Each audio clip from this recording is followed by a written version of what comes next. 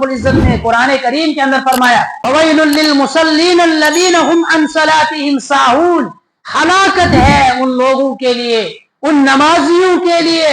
جو نماز کو بھول کر پڑھتے ہیں۔ نماز کا وقت ہے ابھی، مؤذن نے اذان دی ابھی، لیکن وہ انتظار کرتے ہیں جب وقت ختم ہونے میں 5-10 منٹ رہیں گے تو پڑھیں گے، یعنی اپنی مرضی سے جو پڑھتے بھی ہیں ان کے لیے اللہ رب العزت نے کہا کہ ویل ایک ایسی جہنم کی وادی ہے جس سے خود جہنم پناہ مانگتی ہے کئی مرتبہ دن میں۔ جہنم جس سے خود پناہ مانگے، تم اندازہ لگاؤ وہ جہنم کی وادی کتنی خطرناک ہوگی۔ وہ وادی جو ہے ان لوگوں کے لیے ہے جو نماز کو قضا کر کے پڑھتے ہیں، اب جو پڑھے گا ہی نہیں تو اس کے لیے کتنا بڑا عذاب ہوگا۔ نبی علیہ الصلوۃ والسلام نے فرمایا کہ مومن اور کافر کے درمیان، کفر اور اسلام کے درمیان جو چیز آڑ ہے وہ ہے نماز۔ جس شخص نے نماز کو چھوڑا گویا کہ وہ اس نے کافروں والا عمل کیا، بعض حضرات نے کہا کہ وہ کافر ہو گیا۔ اس روایت میں جب ائمہ کرام نے اس روایت کو لیا اور اس پر اپنا اجتہاد کیا تو ہر ایک نے اپنے اپنے اعتبار سے حکم لگایا۔ اصحاب ظواہر نے کہا کہ جس شخص نے نماز چھوڑی، من ترک الصلاۃ متعمدا، جس شخص نے جان بوجھ کر نماز چھوڑی، فقد کفر، اس نے کفر کیا۔ انہوں نے کہا کہ ڈائریکٹ وہ اسی وقت کافر ہو گیا جب اس نے نماز چھوڑی۔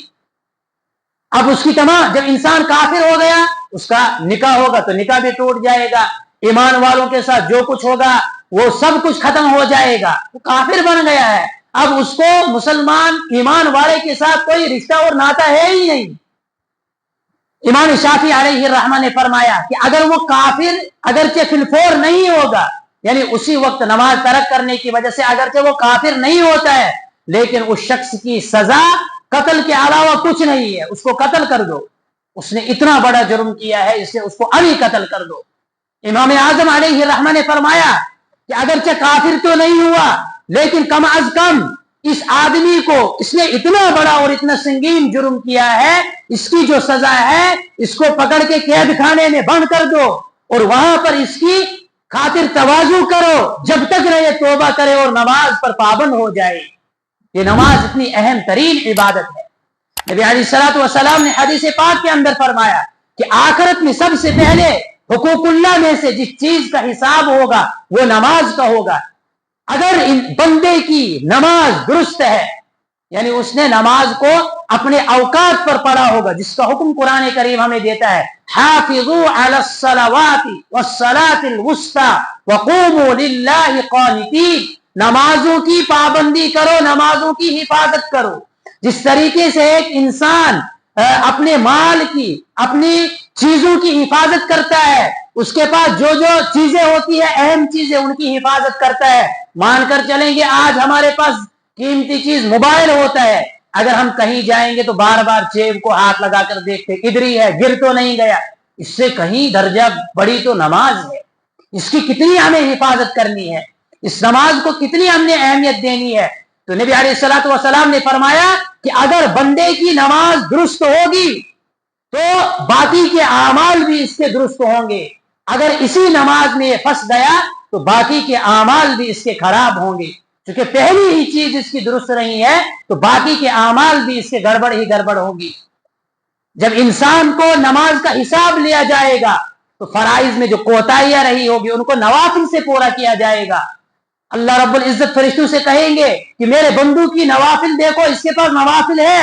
اس نے نفلیں پڑھی تھی، اگر ہے تو فرائض کے اندر جو کمی ہوئی ہے، جس طریقے سے ہم نے آداب کی رعایت رکھتے ہوئے، سنن کی روایت رکھتے ہوئے اور فرائض کی رعایت رکھتے ہوئے نماز کو ادا کرنا تھا، فرائض کو ادا کرنا تھا، اس طریقے سے ہم سے وہ ادا نہ ہو سکی تو ان میں جو کمی کوتاہی ہوئی ہے اس کو پورا کیا جائے گا نوافل سے۔ اگر یہ نماز ہی درست نہیں ہے، انسان کی پہلی سیڑھی جب ٹوٹ گئی تو وہ گر کر جائے گا کہاں پہ؟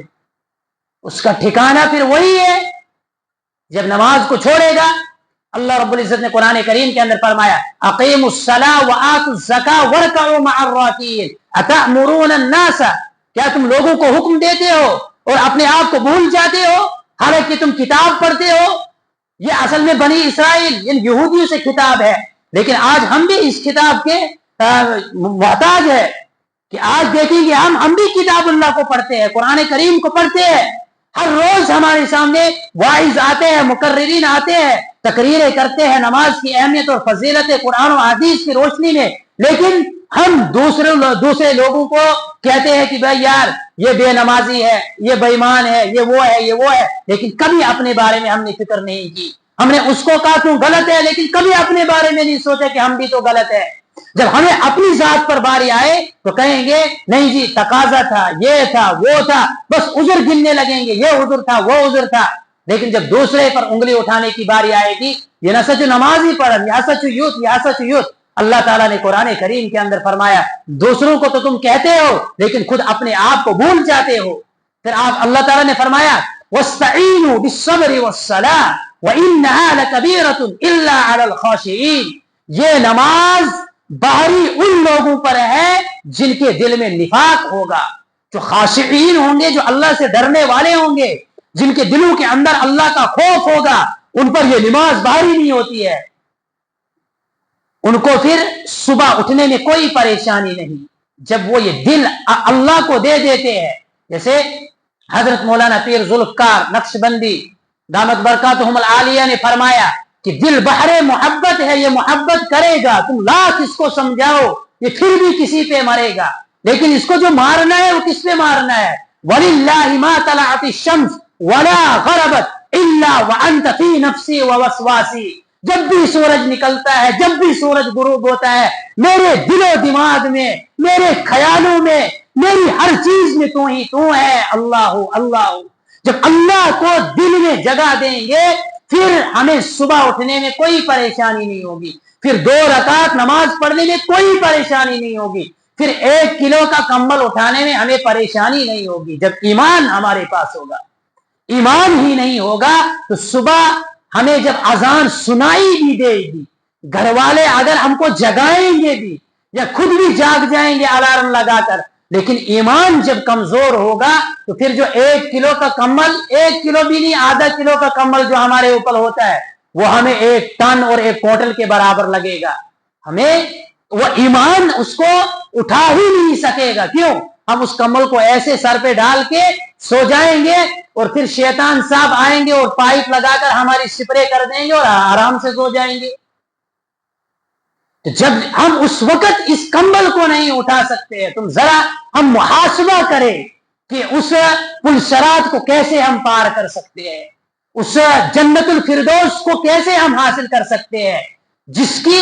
جنت الفردوس کو حاصل کرنے والے لوگوں کی صفت ہی اللہ رب العزت نے پہلی یہی بیان کی کہ جو نمازوں میں خشوع اختیار کرتے ہیں، اور آخری صفت بھی نماز پر ہی ختم کی کہ والذین هم علی صلاتهم یحافظون، کہ جنت الفردوس کے وارثین وہی لوگ ہیں جو نمازوں کی حفاظت کرتے ہیں۔ اب خود ہم نے اس کا احساس اپنے دلوں کے اندر لانا ہے کہ آج کے دور میں، فی الحال ابھی کے وقت میں، ہم اور ہمارے گھر والے یا ہمارے علاقے والے، مؤذن اذان دیتا ہے حی علی الصلاۃ، حقیقت میں کامیابی ادھر ہے، آ جاؤ ادھر، اللہ کی طرف آؤ، نماز کی طرف آؤ، حی علی الفلاح، اچھی یہاں پر تم کو کامیابی ملے گی، لیکن کوئی گھر کا بڑا اس کے دل کے اندر، اس کے سر پہ جوں بھی نہیں رینگتی ہے، اس کے دل کے اندر احساس بھی نہیں ہے، وہ لگا ہے اپنی تجارت میں، وہ لگا ہے اپنی چیزوں میں، مست اور مگن ہے، کبھی کسی والد کوئی ایک